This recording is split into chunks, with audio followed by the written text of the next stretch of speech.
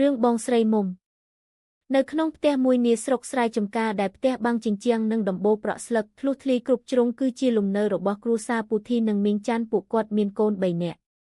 ស្រីមុំជាកូនច្បងវ័យ17ឆ្នាំចំណែកទី2គឺមេសាវ័យ15ឆ្នាំជាកូនប្រុសតែម្នាក់គត់ឯកូនពៅគឺស្រីពៅអាយុ12ឆ្នាំគ្រួសាររបស់ពូធីមានជីវភាពក្រីក្រលំបាកតោកយ៉ាក់ណាស់ព្រោះគាត់និងប្រពន្ធជាអ្នកធ្វើស្រែនិងដើរស៊ីឈ្នួលដកស្ទូងឲ្យគេបានមួយថ្លៃហូបមួយថ្ងៃពេលខ្លះបានព្រឹកខ្វះល្ងាចក៏មានដែរ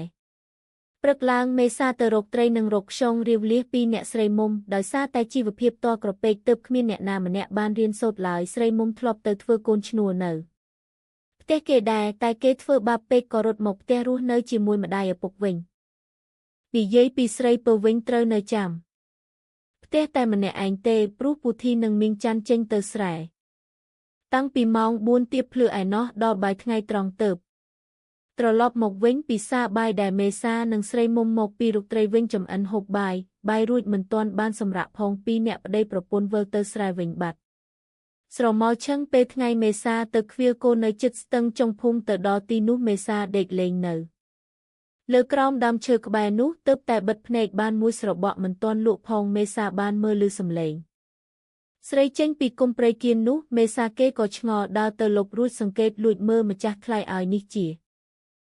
ដែលស្រក់ហូរដោយទឹកជោគពេញខ្លួនស្រីមុំនិងស្រីដាយកដៃដុសក្អែលឲ្យគ្នាសពសាច់តាំងពីខ្នងឡើងមកស្មារួចលុញជុំវិញទាំងសងមេសាគ្រាន់តែមើលឃើញប៉ុណ្ណឹងខ្លួនប្រាណទាំងមូលចាប់ផ្ដើមមិនស្រួលក្នុងខ្លួនចំណែកឯនាគរាជដែលមិនទាន់ស្គាល់ជាតិខាងក្នុងនោះបានវិវត្តខ្លួនបន្តិចម្ដងតតែរឹងដូចដុំថ្មឆ្កឹងបើនិយាយពីមៀតវិញចង់ប៉ិនក៏ដៃកូនក្មេងទៅហើយវាលូតបាន15សឹមខ្លួនតូចទេតែមិនបាច់និយាយវានៅលួចមើលបានមួយសន្ទុះធំតែពីរអ្នកនោះមិនចាប់អារម្មណ៍ទេព្រោះអីកំពុងតែឆ្លក់វង្វេងនឹងលបែងកាមស្នេហ៍ពេលនេះនាគរាជមេសាហៀទឹកសខាប់ជោគខោដោយមិនដឹងខ្លួនថាបានហូរតាំងពីពេលណាបន្ទាប់ពីមុជទឹករួចរាល់ស្រីមុំនិងស្រីដាស្លៀកពាក់រួចដើរតាមមាត់ស្ទឹងត្រឡប់ទៅផ្ទះទៅគ្រប់កាយវិការរបស់នារីស្ទើរក្រមុំទាំងពីរបានដកជាប់ក្នុងអារម្មណ៍មេសាគ្រប់ពេលវេលាម៉ោង5មួយល្ងាចគ្រួសារទាំងមូលជួបជុំគ្នាហូបបាយពេលល្ងាចក្រោមពន្លឺភ្លើងចង្កៀងផ្លុងឬសូរតែសំឡេងរៃនិងចង្រិតយំនិតគួរឲ្យស្ងប់ស្ងាត់យប់យន់កាន់តែជ្រៅជ្រៅទៅហើយអ្នកគ្រប់គ្នាក៏និទ្រាលងលក់លើក្រែក្រាលកន្ទេលខ្នោតក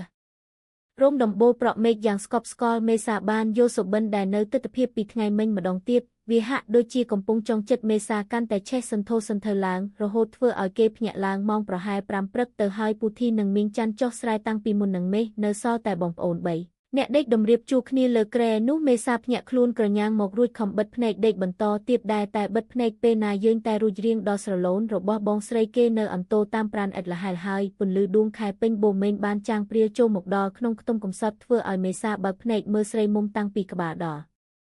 ចុងជើងសឹងជ្រុះចេញមកក្រៅអាអូនរបស់មេសាប្រែក្រឡាខ្លួនសាជាថ្មីនៅក្នុងខំដងបន្តិចគេបានត្រឹមតែលួចអង្អែតិចលើអាវស្រមុំព្រោះមិនហ៊ានធ្វើលើសនោះឡើយរំពេចនោះស្រីមុំប្រែខ្លួនមកធ្វើឲ្យមេសាដកដៃចេញខំភ្លេចភ្នែកដេកបន្តមួយស្របក់ក្រោយមកស្រីមុំវាស់ដៃទៅក៏បានប៉ះចំនាគរាជកំពុងតែសម្ដែងរឹតក៏ភ្ញាក់ខ្លួនក្រញាំងឡើងស្រីមុំគិតក្នុងចិត្តរបស់អីរឹងផ្ដិលនៅក្នុងខំមេសានឹង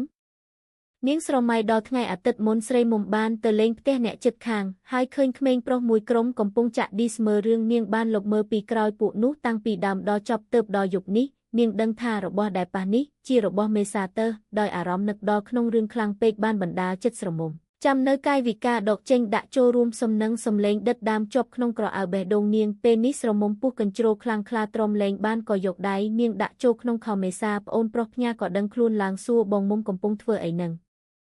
នាងប្រាប់មេសាកុំមាត់បងធ្វើឲ្យស្គាល់ទាំងអស់គ្នាលើហើយស្រីមុំបានធ្វើតាមដោយក្នុងសាច់រឿងចាប់ចេញរួចយកនាគរាជប្អូនប្រុស